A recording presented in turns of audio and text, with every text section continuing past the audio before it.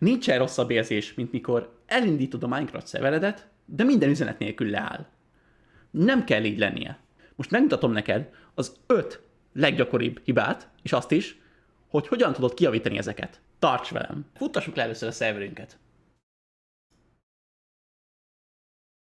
Nem generálódott le semmilyen log, nem történt semmi változás, nem kaptatok semmi hibaüzenetet. Ezeket a hibákat a legnehezebb megoldani, amikor nem tudod, hogy mi a probléma. Szerencsére van megoldás. És a hiba megnézéséhez nem is lesz másra szükségünk, mint hogy egy kicsit módosítjuk a ram.bat fájlunkat. Nyomjatok rá, hogy módosítás, megnyitjátok a fájlt, és itt a következő sorban csak írjatok be annyit, hogy pause. És hogyha ezt elmentitek, a szerveretek már írni fogja, hogy mi a hiba. Meg is akadt, most nem állt automatikusan, hanem mondja, hogy nyomjatok meg valami gombot ahhoz, hogy folytassátok, mert a pause megállította. És akkor itt szépen írja is nekünk, hogy mi a hiba, sem föltelepítve a Java. Ezt fixálhatjátok azzal, hogy rákattintotok a linkre, és egyszerűen ezen az oldalon keresztül letöltitek, és telepítitek ezt az egészet.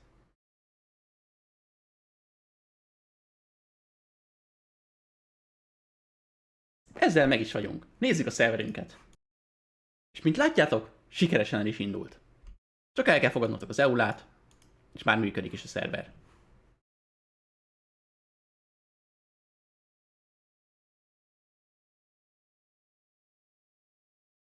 Szembe jött még egy hiba lehetőség. A szerver elindult, viszont hogyha haverja, hogy nem tudnak föllépni a szerverre, megcsináltad a port forwardingot, és nem érted, hogy mi a probléma, akkor ebben az ablakban kell keresned. Mindig, amikor létrehozol egy új szervert, akkor ezt az ablakot föl fogja dobni, hogy a tűzfalon át akarod engedni a szerveredet.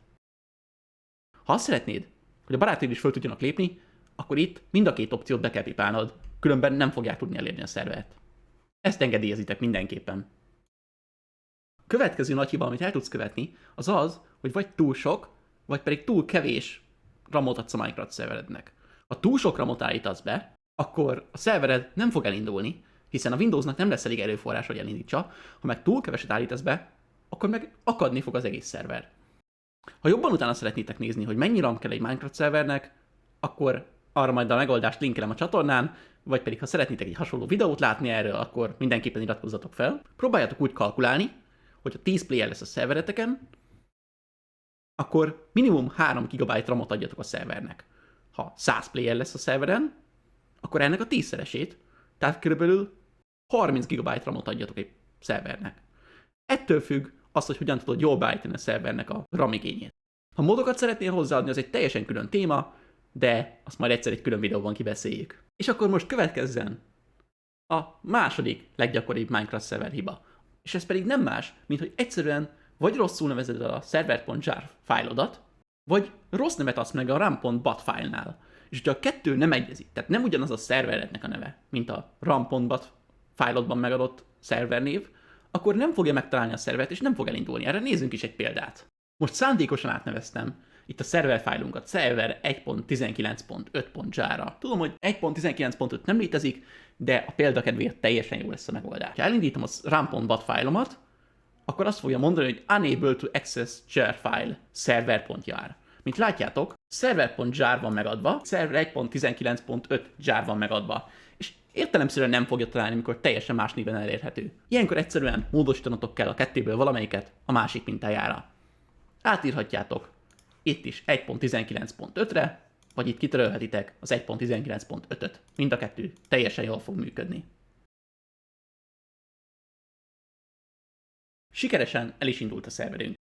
Hogy megnéztük a 4 legesleggyakoribb hibát, ami történhet egy Minecraft szerver készítése során, és elmondom nektek a legeslegjobb tanácsot, amit megtehettek annak érdekében, hogy a lehető legjobb legyen a szerveretek. Ne hoztolj otthonra a Minecraft szervert. Ha szeretnéd, hogy a Minecraft szervered dedikáltan működjön, és 0-24-ben és mindig lagmentesen működjön, valamint nem szeretnéd veszélynek kitenni az egész gépedet, akkor leginkább azt ajánlom számodra, keress egy olcsó hostingot. Rengeteg magyar olcsó hosting van, vannak nemzetközi hostingok, én személy szerint nem rajongok a magyar hostingokért, de Magyarországon is simán tudsz fillérekből VPS szervert bérelni, ami egész nap üzemel neked, korlátlan internet hozzáférésed van, és gyakorlatilag sokkal-sokkal jobban fog üzemelni, mint hogyha otthonról futtatnál. Ezért azt ajánlom neked, hogy mindenképpen keress egy jó szerver hostingot. Ha érdekel, hogy én melyik szerver hostingot ajánlom neked, akkor nézz körbe a videó leírásában, hiszen ott adok is nektek egy linket, amivel könnyen elérhettek egy szerver hostingot, de ha neked saját hostingod van, akkor használd azt, amit te szeretnél. És ez a legeslegjobb dolog, amit csinálhatsz egy Minecraft szerverrel.